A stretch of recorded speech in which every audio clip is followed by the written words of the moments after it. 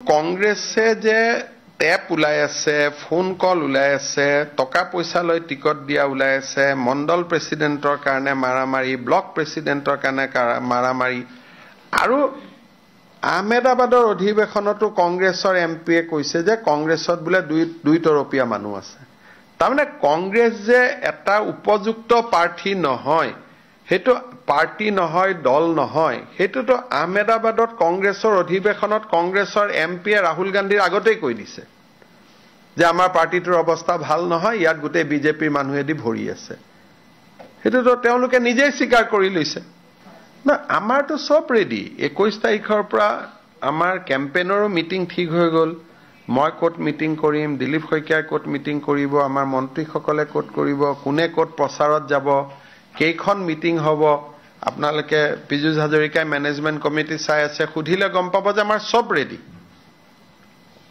আমাৰ একো পোষ্টাৰ আহি গ'ল, মেনিফেষ্টো ৰেডি।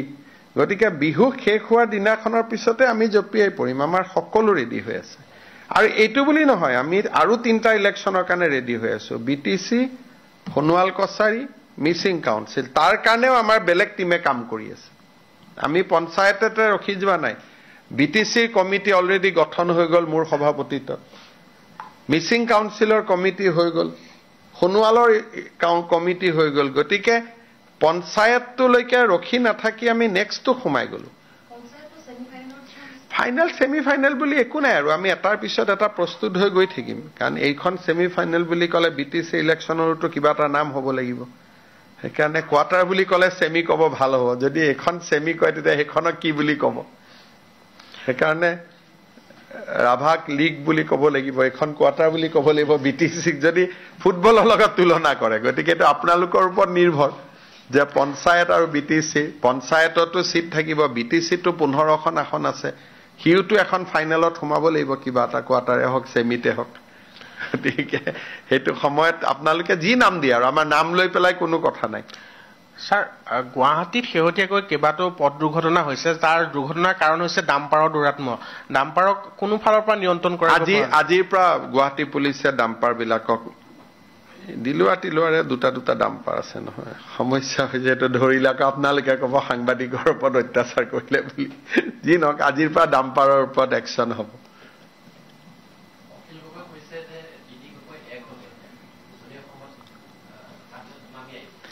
নহয় কিয় এক? যদি এক হলে চুমানি আহিব, কি কয় চুনামি।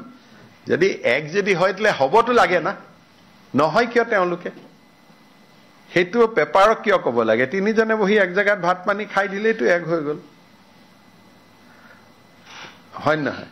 মই জানো 3জনে পিছত এইটো ঠিক কৰিব লাগে যে নিজৰ ল'ৰা ছোৱালীক 3জনৰ মাজতে পৰিয়ালতে বিয়া বাৰু দিয়া, এনেকুৱা এটা, আৰু তেতিয়া সম্পৰ্কটো আৰু ভাল হৈ যাব, হয় নহয়? গতিকে একদম পাৰ্মানেণ্ট সম্পৰ্ক গঢ়ি তুলিব লাগে। তেওঁ ক্ষমা খুজিছে। এতিয়া কি কৰিব? সেইটোৱে অৱস্থা কংগ্ৰেছৰ, যে মই কাকো টিকট দিব নোৱাৰিলো, মই ক্ষমা খুজিছো। আপোনালোকে এই 26লৈকে কংগ্ৰেছৰ অসমত ভৰি দিব নোৱাৰে। কাৰণ কিহৰ কাৰণে? আমি ইমান কাম কৰি গৈ আছো, পুৰা মানুহে ৰাইজৰ আশীৰ্বাদে বিজেপিৰ লগত আছে। এইবিলাক যে হৈ আছে, কিয় হৈ আছে? ফ্ৰাষ্ট্ৰেশ্যনৰ কাৰণে। এতিয়া যোৰহাটত, শিৱসাগৰত, ডিব্ৰুগড়ত, নগাঁৱত, ডিব্ৰুগড়ত, তেজপুৰ, এইবিলাকতো তেওঁলোকে চাৰেণ্ডাৰ কৰিছে। গণ্ডগোলো যিখিনি লাগি আছে অকল মাইনৰিটি এফেক্ট বেছি থকা জিলাকেইখনৰ পৰাহে খবৰবোৰ পাই আছে। সেইকেইখন জিলা যদি নাই তেতিয়াতো কংগ্ৰেছৰ বাতৰিও নাই। গতিকে কংগ্ৰেছে অকল সংখ্যালঘু অধ্যুষিত এৰিয়াবিলাকৰ পৰাহে গণ্ডগোলৰ বাতৰি আহি আছে, বাকী জেগাতো তেওঁলোকৰ সাৰ খুৰে নাই।